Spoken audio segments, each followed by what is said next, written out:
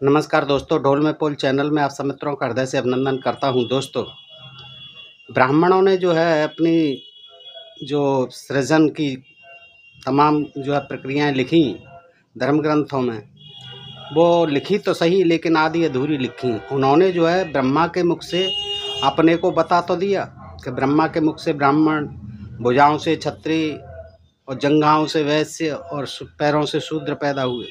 लेकिन दोस्तों, ये उन्हें ज्ञात नहीं था कि आगे चल कर के लोग ये सवाल उठाएंगे कि जब ब्रह्मा के मुख से ब्राह्मण निकला तो फिर ब्राह्मणी कहाँ से निकली, छत्राणी कहाँ से निकली, वैश्या कहाँ से निकली और शूद्राणी कहाँ से निकली। ये जो है सवाल जरूर पूछेंगे, क्योंकि दोस्तों बगैर जोड़े के जो है कोई संतान पैदा नहीं हो सकती। और अगर मुख से ब्राह्मण पैदा हो रहे होते तो आज भी जो है मुख से ही ब्राह्मण पैदा होते, फिर ब्राह्मण की कोई आवश्यकता ही नहीं होती। तो दोस्तों, इससे ये सिद्ध होता है कि इनका ये आधा अधूरा ज्ञान जो है कितना खतरनाक है। इन्होंने अपने को सर्वोच्च बनाने के लिए ब्रह्मा के मुख से कह दिया गया कि हम ब्रह्मा के मुख से पैदा हुए, लेकिन इन्होंने जो है ब्राह्मणी जो कि इनकी माता भी है, जननी है, उसको जो है कहीं से भी पैदा हुआ नहीं दिखाया गया। ये बिल्कुल असंभव बात है कि बगैर स्त्री के जो है कोई पुरुष जो है पैदा हो जाएगा। मान लीजिए गलती हो गई या कोई ऐसा आकस्मिक संयोग बन गया या दुर्घटना हो गई कि ब्रह्मा के मुख से निकल पड़े, लेकिन ब्रह्माणी कहाँ से निकली? तो दोस्तों, ये सोचने की बात है, क्योंकि इन्होंने जो है ब्राह्मणी हो या छत्राणी हो या वैश्याणी हो या फिर शूद्राणी हो, सबको जो है इन्होंने स्त्रियों को बिल्कुल शूद्रों की तरह माना है, पतित माना है और अपने से हीन माना है। अपने को तो सर्वोच्च बनाया, लेकिन ब्राह्मणी को कहीं स्थान नहीं दिया। यानी कहने का तात्पर्य है कि इन धर्म ग्रंथों में स्त्रियां जो है बिल्कुल शूद्र के समान बनाई गई हैं दोस्तों। और आप जो है इन चीज़ों को सब देखते हो, जानते हो, समझते हो दोस्तों कि ढोल गंवार शूद्र पशु नारी सकल ताड़ना के अधिकारी, ये कह करके तुलसीदास ने शूद्रों को और नारियों को एक समान रख दिया गया, पशुओं की तरह रख दिया गया, ढोल गंवार की तरह मान लिया गया और ताड़ना का अधिकारी बता दिया गया। तो दोस्तों, आज हम यही देखेंगे कि किस तरह से जो मनु का विधान था, पुराना जो संविधान था, विधान था, उसमें स्त्रियों के और शूद्रों की क्या दुर्गति की गई है। बिल्कुल एक समान, चाहे स्त्री किसी भी जाति की, किसी भी वर्ण की हो, लेकिन वो शूद्र के ही समान है, दंडनीय है। और इनके लिए बड़े कड़े प्रतिबंध जो है मनुस्मृति में किए थे। तो दोस्तों, इस वीडियो में मैं संक्षेप में ही दोनों के लिए क्या क्या प्रतिबंध थे मैं आपको बताने की कोशिश करता हूं। और आपसे ये अनुरोध करता हूं कि आप इस वीडियो को अगर देखेंगे तो समझ पाएंगे कि शूद्रों में और स्त्रियों में कहीं कोई भेद नहीं रहा है। शूद्र स्त्री चाहे किसी भी जाति की, किसी भी वर्ण की हो, लेकिन वो शूद्र के समान है। आइए दोस्तों देखते हैं। देखिए पहले शूद्र देख लेते हैं कि मैं श्लोक नहीं पढ़ूंगा, ये मैं हिंदी में ही बताता हूँ। 8 वटे यानी अध्याय 8 417वां श्लोक है कि यदि किसी ब्राह्मण का जीवन संकटग्रस्त हो तो वह निसंकोच शूद्र के धन को अधिग्रहित कर सकता है। वैसे तो कुछ होता नहीं था विचारों पर, लेकिन टहल चाकरी करके मान लो किसी ने जोड़ भी लिया तो ब्राह्मण जब चाहे उसे छुड़ा सकता है। अच्छा, ब्राह्मण जो है 8 वटे 413, ब्राह्मण शूद्र को वेतन देकर या वेतन न देकर भी उसे दास कर्म करने के लिए मजबूर कर सकता है। चाहे अगर उसकी कृपा हो जाए तो थोड़ा बहुत वेतन दे दे ब्राह्मण जो है शूद्र को, अन्यथा जो उससे बेगार ले, जबरन काम ले, वेतन न देकर भी उसे दास कर्म करने के लिए मजबूर कर सकता है। देखिए कितनी अनीति, कितना अत्याचार होता था शूद्रों के साथ, क्योंकि ब्रह्मा ने ब्राह्मणों की सेवा के लिए ही शूद्रों की रचना की है। ये मनुस्मृति 8 वटे 413 क्या कि ब्रह्मा ने ब्राह्मणों की सेवा के लिए ही शूद्रों की रचना की है। ये 7000 जो जातियां शूद्रों की हैं, सब ब्राह्मणों की सेवा के लिए ब्रह्मा ने बनाई हैं। पैरों से निकाल दी फटाफट। मनु शूद्र से यह अपेक्षा करता है कि बोलचाल में नीचे ही होगा, बोलचाल में हमेशा नीचे ही होगा शूद्र। उसके अनुसार वो अपनी बोलचाल में किस सीमा तक नीच हो सकता है, यह मनु द्वारा की गई निम्नलिखित व्यवस्थाओं से देखा वह समझा जा सकता है। 8 वटे 270, जो शूद्र द्विज को दारुण वचनों से संबोधित कर उसकी अवमानना करता है, दारुण वचन समझते हैं, अपशब्द कहे और उसका अपमान करे शूद्र जो है द्विज का, तो क्या उसकी जीभ कटवा देनी चाहिए। और दुष्ट से मतलब क्षत्रिय वैश्य, ब्राह्मण क्षत्रिय वैश्य तीनों आ जाते हैं, तो उसकी जीभ कटवा देनी चाहिए, क्योंकि वह नीच वचन जीभ से ही उत्पन्न होता है, वहीं से उत्पन्न होता है। देखिए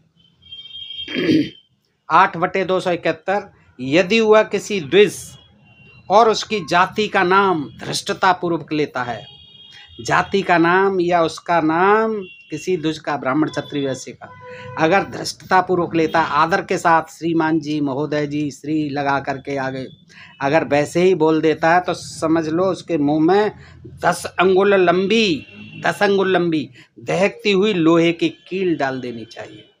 ये देखिए आप, क्या विधान था, क्या संविधान था। काश ऐसा संविधान आज होता तो कैसे मजे आते शूद्रों के। मनु का उद्देश्य शूद्र को केवल नीच बनाना ही नहीं था, अपितु पूरी तरह तिरस्कार के योग्य बना देना था। मनु शूद्र को बड़े बड़े नाम रखने की अनुमति नहीं देता। अगर मनु के ये अकाट्य प्रमाण उपलब्ध नहीं होते तब यह विश्वास करना कठिन हो जाता।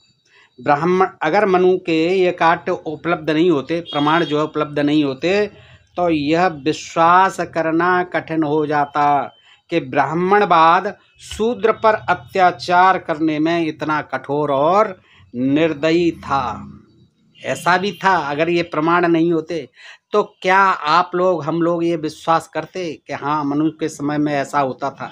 10 अंगुल कील जो है मुंह में गरम करके घुसेड़ दी जाती थी, नाम गलत लेने पर ही, नाम यानी अपमान सहित, आदर सूचक नाम आदर के साथ नहीं लिया तो कभी सोच पाते ये, लेकिन प्रमाण है, आप देखिए। लेकिन शूद्र भाई जो है जरा भी गौर नहीं देते। आज भी ये मनुवाद की चमचागिरी में लगे हुए हैं, और यही मनुवाद है कि मनुष्य को मनुष्य न समझना, यही मनुवाद है। मनुष्य को मनुष्य के द्वारा सताया जाना, यही मनुवाद है। जातगत उपेक्षा, वर्ण के नाम पर उसकी उपेक्षा, हर तरह से नीच समझना, उसको सताया जाना, यही मनुवाद है। और ये आज तक बदस्तूर जारी है ये मनुवाद। आज भी यही हो रहा है इन दलितों के साथ, शूद्रों के साथ। विभिन्न वर्ग अपने अपने बच्चों के नाम इस प्रकार रखे, नाम तक की भी जो थी विधान था कि ऐसे नाम रखें। ब्राह्मण के नाम का पहला भाग ऐसा हो जो शुभ हो, क्षत्रिय का शक्ति से संबंधित हो, वैश्य का संपत्ति से संबंधित हो, लक्ष्मीदास, लक्ष्मी कुमार हैं, और जो है ब्राह्मण का नाम जो है शर्मा, वर्मा, उपाध्याय, चतुर्वेदी, पाठक, त्रिवेदी, ये सब ऐसे होने चाहिए उपनाम जो है। और शूद्र का पहला नाम ऐसा हो जो तिरस्कार का भाव सूचक हो, बुद्धा, मंगला, मंगलदास, रामदास, किशन दास, फलाने दास, ढिकाने दास, ये दास जो है जरूर होना चाहिए, क्योंकि दास थे। 2/32 ब्राह्मण के नाम का दूसरा भाग ऐसा हो जिसमें सुख का भाव निहित हो। देखिए नाम तक में जो भेदभाव। क्षत्रिय का ऐसा हो जिसमें रक्षा का भाव हो, और वैश्य का ऐसा हो जिसमें समृद्धि का भाव हो, और शूद्र का ऐसा हो जो सेवा करने का भाव सूचित करे। मालूम पड़ जाए दूर से ही कि ये दास है, सेवक है, शूद्र है, ऐसा नाम होना चाहिए जिसमें दास जरूर लगा हो। इन सारे अमानवीय नियमों का आधार वह सिद्धांत है जिसका प्रतिपादन मनु ने शूद्रों के संबंध में किया था।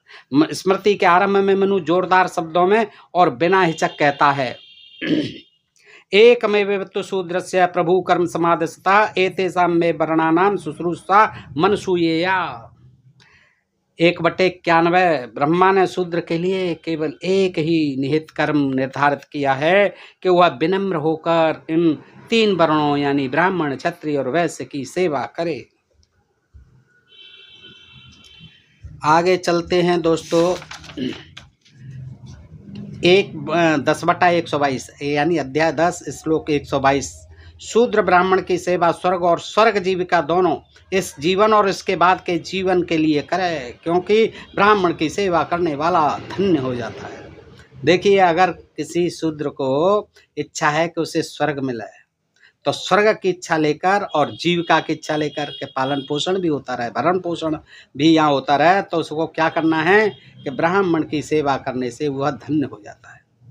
10/123 शूद्र का उत्तम कर्म केवल ब्राह्मणों की सेवा करना कहा गया है, क्योंकि इसके अलावा किसी भी काम का उसे कोई फल नहीं मिलने वाला।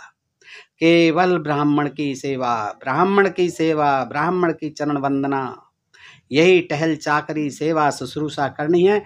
और इसी से ही वो स्वर्ग जाएगा, इसी से ही जो कुछ मिलना है इसी से ही मिलेगा, अन्यथा कोई और कर्म करने का उसे कोई फल नहीं मिलने वाला, चाहे कुछ भी कर ले। 10 बटे अध्याय 10 124। उन ब्राह्मणों को चाहिए कि वे इसकी योग्यता, उत्साह और आश्रितों की संख्या पर विचार कर अपने परिवार की संपत्ति में से उसकी जीविका निश्चित करें। हाँ, ये ब्राह्मणों की कृपा पर निर्भर था शूद्रों का जीवन। वो देखें कि उसके कितने परिवारीजन हैं, कितने बच्चे हैं, और उसके अनुसार जो है उसकी आजीविका का निश्चित करें। 10 बटे 125। उसके लिए बचा हुआ अन्न और पुराने खाट और बर्तन आदि दे दिए जाएं। क्या पुरानी खाट हो जाए, टूटी फूटी चारपाइयाँ, बिस्तर हो जाएं गंदे संदे, सब मैले कुचले फटे पुराने, सब जो है बचा हुआ खाने से बचा हुआ घर का झूठा सब जो है बचा कुचा न दे दिया जाए। देखिए ये था 10 बटे 125। अब दोस्तों देखते हैं नारी के बारे में। मनु जितना शूद्र के प्रति कठोर है, स्त्रियों के प्रति वह उससे तनिक भी कम कठोर नहीं है। ये देखिए, वह स्त्रियों के बारे में ऊंची धारणा नहीं रखता, चाहे किसी भी जाति किसी भी वर्ण की स्त्री क्यों न हो। मनु कहता है कि स्वभावम एसाम नारीणाम नराणाम मेह दूषणम अतो अर्थान्नम प्रमादयन्ति प्रमदासु विपश्चितः। यानी इस संसार में स्त्रियों का स्वभाव पुरुषों को मोहित करना है। इस कारण बुद्धिमान स्त्रियों के बीच असावधान नहीं रहते, सावधान होकर रहते हैं। कौन? बुद्धिमान लोग। किसके बीच में? स्त्रियों के बीच में, क्योंकि वो तुरंत जादू चला देती हैं, मोहित कर लेती हैं, बस में करने वाली होती। देखिए ये जो है सभी, चाहे किसी की माँ हो, बहन हो, बेटी हो, कोई भी, मनु जो है किस तरह से उनको जो है आरोपित करता है, उन पर किस तरह से जो है शक करता है और किस तरह से उनका गुण बखान करता है कि स्त्रियों से जो सब बुद्धिमान लोग होते हैं बड़े सावधान रहते हैं उनके बीच में, क्योंकि ये तुरंत जो है अपना जो है जादू चला देती हैं और मनुष्य को काबू में कर लेती हैं, गुलाम बना लेती हैं अपना। 2 बटे 213। इस संसार में स्त्रियों का स्वभाव पुरुषों को मोहित करना है, इस कारण बुद्धिमान स्त्रियों के बीच असावधान नहीं रहते। 2 बटे 14। स्त्रियां इस संसार में केवल मूर्ख को ही नहीं बल्कि विद्वानों को भी पथभ्रष्ट करने और उन्हें काम और क्रोध का दास बना देने में सक्षम है। देखिए, एक तरफ कहते हैं, अरे हम तो ये कहते थे यत्र नारस्तु पूजन्ते रम्यन्ते तत्र देवता, सृष्टि की जननी है, माँ है, ये है, वो है, बहन है, बेटी है। लेकिन देखिए इनका जो है संविधान निर्माता मनु क्या कहता है कि स्त्रियां चाहे वो किसी जाति वर्ण की हों, ब्राह्मणी, क्षत्रिय, वैश्याणी, शूद्राणी, कोई भी हो, क्या कहता है?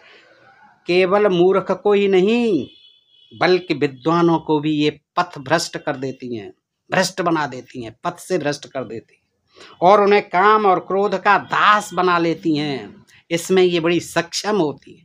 देखिए कितनी जो है पूर्वाग्रह से ग्रस्त था मनु।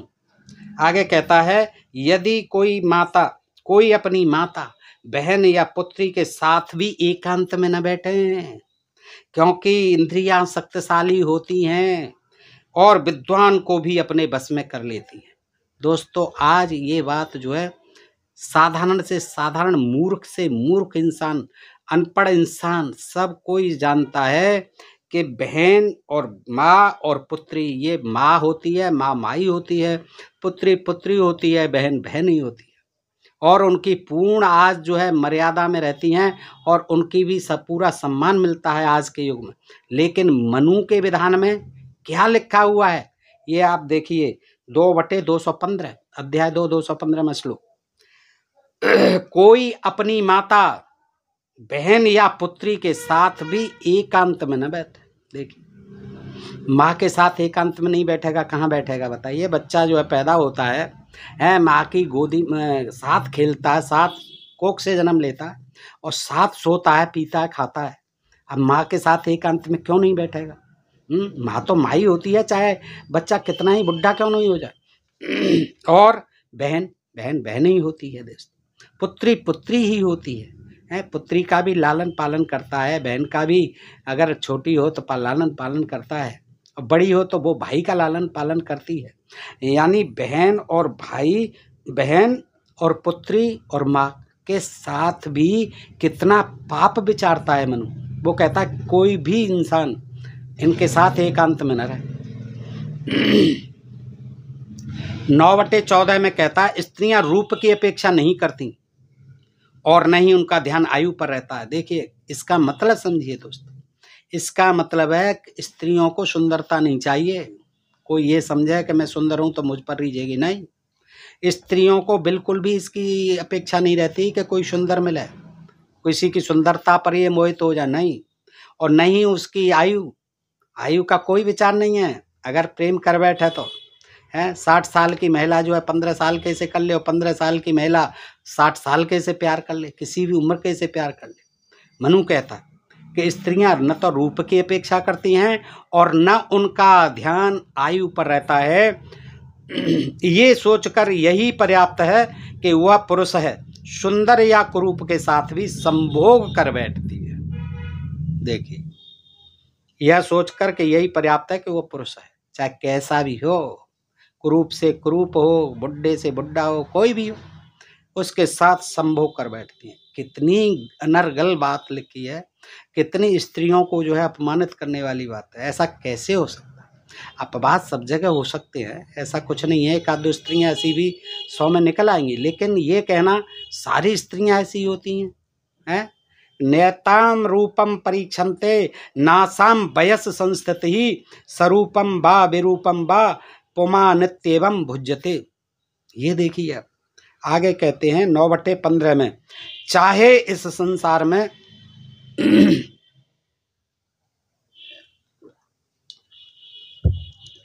चाहे इस संसार में महिलाओं को कितना भी बचा कर रखा जाए, देखिए कितना ही 7 परतों में रखा जाए, कितनी पहरेदारी में रखा जाए, वे पुरुषों के प्रति अपनी काम भावना, अपनी चंचल प्रकृति और अपनी स्वाभाविक हृदयहीनता के कारण अपने पति के प्रति निष्ठा रहित हो जाती है। काम वासना के कारण हृदयहीन होती हैं स्त्रियां, उसके कारण जो अपने पति के प्रति निष्ठा रहित हो जाती है। हर स्त्री के लिए लिख दिया उन्होंने। अब ये देखो हमारी जो बहन बेटी हैं, माँ हैं, उन सबको ये सोचना चाहिए कि वो कहती हैं कि ब्राह्मणों ने ये धर्म ग्रंथ लिखे, ब्राह्मणों ने ये किया है। उनको देखिए किस तरह से जो है, जो मुख्य संविधान था स्त्रियों के लिए, पुरुषों के लिए, मनुस्मृति, उसमें स्त्रियों की क्या रेड मारी है दोस्तों, देखिएगा। सोचना चाहिए कि चाहे इस संसार में अध्याय 9 15वां श्लोक है, चाहे इस संसार में महिलाओं को कितना भी बचा कर रखा जाए, वे पुरुषों के प्रति अपनी काम भावना, अपनी चंचल प्रकृति, बड़ी नौटी होती हैं, चंचल होती हैं स्त्रियां। काम भावना तो कूट कूट के भरी होती है, जैसे पुरुषों में तो होती नहीं, पुरुष तो चंचल होते ही नहीं। और अपनी स्वाभाविक हृदयहीनता, स्वाभाविक बाय नेचर, ये जो है हृदयहीन होती हैं। मैं कहता हूँ कि इनके बराबर तो किसी में ममता नहीं होती, किसी ना प्यार नहीं होता, और इनका जैसा, स्त्रियों जैसा हृदय तो किसी का विशाल नहीं होता। देखो जन्म देती है दोस्तों, पालती है, सृष्टि की जननी है स्त्री, और उसके लिए जो है मनु किस तरह की बातें करता है। ये बिल्कुल अनर्गल बात है, मूर्खतापूर्ण बात है कि अपनी भी तो उसकी बहन रही होगी, माँ रही होगी, बेटी रही होगी मनु की, उसने जो है जरा भी विचार नहीं किया कि मैं सबके लिए कैसे कह रहा हूँ। कुछ स्त्रियों के लिए कहता तो मान लिया जाता, और अपने पति के प्रति निष्ठा रहित हो जाती है, पति के प्रति।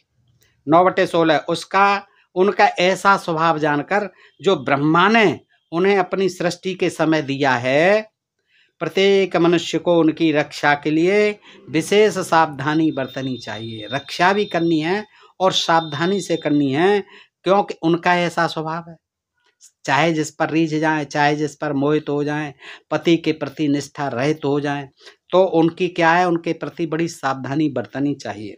9/17 में कहता है मनु कि मनु ने स्त्रियों की सृष्टि करते समय, सृष्टि की नहीं मनु ने, कहीं नहीं आया। ब्रह्मा ने ब्राह्मणों को तो मुख से निकाल दिया, क्षत्रियों को भुजा से, जांघों से वैश्य को, और शूद्रों को पैर से निकाल दिया, लेकिन इनकी जो पत्नियां थी वो तो कहीं से ही नहीं निकली, कहीं वर्णन नहीं आता है स्त्रियों का। तो मनु ने स्त्रियों की सृष्टि करते समय इनमें अपनी सैया, स्थान और आभूषणों के लिए प्रेम, वासना, क्रोध, बेईमानी, ईर्ष्या और दुराचरण निहित किया है। मनु ने जो सृष्टि की स्त्रियों की, उसमें क्या है, इनको जो है बड़ा मोह होता है स्त्रियों को। किस किस के प्रति? अपनी सैया के प्रति, बेड के प्रति, अपने स्थान जो इनका घर होता है उसके प्रति बड़ा मोह होता है, अपने आभूषणों के लिए, गहनों के लिए बड़ा मोह होता है स्त्रियों को। प्रेम से, प्रेम भी करती हैं तो खुल के करती हैं, जिससे भी प्रेम करना चाहे। वासना बहुत होती है, वासना के प्रति बड़ा मोह होता है इनमें। क्रोध बहुत होता है, बेईमानी बहुत होती है इनके अंदर, ईर्ष्या बहुत होती है, जलन, द्वेष, डाह दूसरों से, और दुराचरण भी बहुत होता है, दुराचारी होती हैं स्त्रियां। ये देखिए, तो स्त्रियों के प्रति मनु के ये नियम अकाट्य हैं। स्त्रियां किसी भी परिस्थिति में स्वतंत्र नहीं हैं। मनु के मतानुसार अस्वतंत्र स्त्रियम कार्यम पुरुषम स्वैर्दिवानिशम विषयेषु च संयत्यम संस्थाप्यात्मनो वसे। स्त्रियों को उनके परिवारों के पुरुषों द्वारा दिन रात अपने अधीन रखा जाना चाहिए, अपनी कंट्रोल में, अपनी गुलामी में रखना चाहिए स्त्रियों को दिन रात, हर पल हर क्षण। अध्याय 9 दूसरा श्लोक है ये। स्त्रियों को उनके परिवारों के पुरुषों द्वारा दिन रात अपने अधीन रखा जाना चाहिए, और यदि वे अपने को विषयों में आसक्त करें तो उन्हें अपने नियंत्रण में अवश्य रखें। उन्हें लगे कि ये विषय भोगों की तरफ भाग रही हैं, दौड़ रही हैं, तो तुरंत जो है उन पर कंट्रोल करे कि कहाँ जा रही हो, अंदर रहो, भीतर बैठो, बाहर जाने की कोई ज़रूरत नहीं है, ना कहीं पढ़ने जाना है, ना कहीं नौकरी पे जाना है, कोई नहीं करनी। उनको कंट्रोल में रखना है कि पता नहीं वो किसकी तरफ जो आकर्षित हो जाए, किस पर अपना जादू चला दें, क्योंकि उन्हें रूप की और आयु की कोई चिंता नहीं होती, कोई अपेक्षा नहीं होती। स्त्री की रक्षा उसके बचपन में उसका पिता करता है, युवावस्था में उसका पति, और जब उसका पति मर जाता है तब उसके पुत्र उसकी रक्षा करते हैं। यानी वो हर तरह से असहाय है, वो तो दूसरों की रक्षा पर ही निर्भर है। स्त्री कभी भी स्वतंत्र रहने योग्य नहीं है, कभी भी स्वतंत्र तो रहनी ही नहीं चाहिए, आज़ाद तो रहनी चाहिए। अपनी उसकी कोई जिंदगी नहीं होती, अपना उसका कोई ख्याल नहीं होता जीवन जीने का। वो हमेशा पुरुषों की गुलामी में रहनी चाहिए, कभी आज़ाद नहीं रहनी चाहिए। ये 9/3। अब आप देखते हो जो दकियानूसी जो नियम मुसलमानों के बताए जाते हैं, पर्दा प्रथा, और ये इतनी तो कड़े आज वो भी नहीं है, वो उनकी भी लड़कियां पढ़ने जाती हैं, सब कुछ हो रहा है। लेकिन हमारे हिंदुओं में आज भी ये मनुस्मृति है, कहीं कहीं लड़कियों को आज भी घर से नहीं पढ़ने नहीं दिया जाता, कहीं नौकरी भी नहीं करने दी जाती है, लड़कियों को आज भी उसी दृष्टि से देखा जाता है, कहीं कहीं ग्रामीण अंचल में आदि में। तो देखिए 9/5 में कहते हैं स्त्रियों की रक्षा दुष्प्रवृत्ति से विशेषतः की जानी चाहिए। हाँ, इनकी रक्षा जो है दुष्प्रवृत्ति नहीं होनी चाहिए इनकी कहीं भी। ये दुष्प्रवृत्तियाँ चाहे कितनी भी नगण्य क्यों न प्रतीत हों, कितनी ही मामूली क्यों न हो, क्योंकि यदि उनकी रक्षा नहीं की गई तो वे दोनों परिवारों के कलेश का कारण बनती हैं, मायके का भी और ससुराल का भी। इनकी प्रवृत्तियों पर रोक लगाओ। 9/6 कहते हैं इसे सभी वर्णों का उत्तम धर्म समझते हुए, सभी वर्णों का उत्तम धर्म है यही कि दुर्बल पतियों को भी अपनी पति की रक्षा करने का भरसक प्रयत्न करना चाहिए। दुर्बल से दुर्बल हो, उसे अपनी पत्नी की रक्षा करने का, यानी रक्षा करने का मतलब ये नहीं है कि आप जो है उसको बचाओ किसी से और ये करो, ये नहीं। उसका ये है कि उसकी रक्षा करो कि कहीं इधर उधर नहीं हो जाए वो। हाँ, रक्षा करो इसकी। 5/147 में कहते हैं कि लड़की को, नवयुवती को या वृद्धा को भी अपने घर में कोई काम स्वतंत्रता पूर्वक नहीं करना चाहिए। देखिए, इसलिए कहा जाता है कि लड़कियों को जो है, चाहे नवयुवती हो, किशोरी हो, बच्ची हो, चाहे वो जवान हो, चाहे वो वृद्धा हो, लेकिन उनको अपने घर में कोई काम अपनी मर्जी से नहीं करना चाहिए। मनुष्यों से पूछ करके, अपने पुरुषों से पूछ करके, उनसे आज्ञा लेके, परमिशन लेके, उनकी रजामंदी से ही करना होगा, करना चाहिए। 5/148 स्त्री को बचपन में अपने पिता युवावस्था में अपने पति और जब उसका पति मर जाए तब अपने पुत्रों के अधीन रहना चाहिए। स्त्री को कभी भी स्वतंत्र नहीं रहना चाहिए। और 5/149 स्त्री को कभी भी अपने पिता, पुत्र, पति से अपने को पृथक करने की इच्छा नहीं करनी चाहिए। हाँ, पति या पुत्र या पिता से पृथक करने की कभी इच्छा नहीं करे। स्त्री कभी भी ऐसा नहीं सोचे कि मैं अलग रहूंगी अपने पिता से या अपने पति से या अपने पुत्रों से। इनको त्याग कर वह दोनों परिवारों यानी पिता का परिवार और पति का परिवार को निंदित कर देती है। ऐसा करने से निंदित कर देती है दोनों ही परिवार।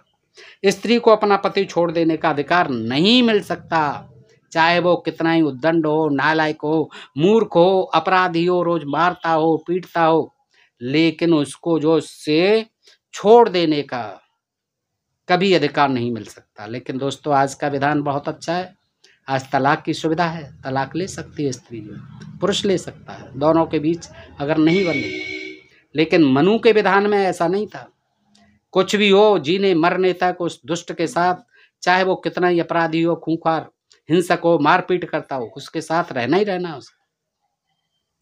9/45 में कहते हैं कि पति अपनी पत्नी के साथ मिलकर एक इकाई बनाता है। इसका तात्पर्य है कि स्त्री का एक बार विवाह होने के बाद उसका विच्छेद नहीं हो सकता। एक बार बन गई तो बन गई मरने तक, चाहे वो फिर कितना ही उसे सताए, प्रताड़ित करे, क्योंकि ये तो मनु का विधान है, लिखा हुआ है।